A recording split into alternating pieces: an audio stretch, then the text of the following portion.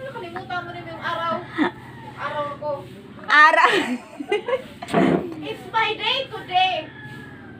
Araw ng Martes, unang Martes ng September, kailangan daw na magmarites. Kaya marites ko na po sa inyo guys ang aming nahanda ngayong ulam. Ayan, may ulam po kami ngayon.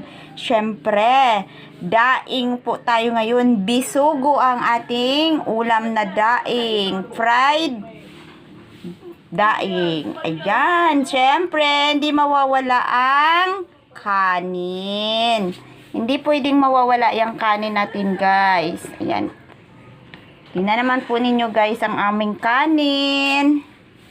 At nalampas na po ata yan sa aming pinggan. Ayan. Kasi puro po kami kanin ngayon.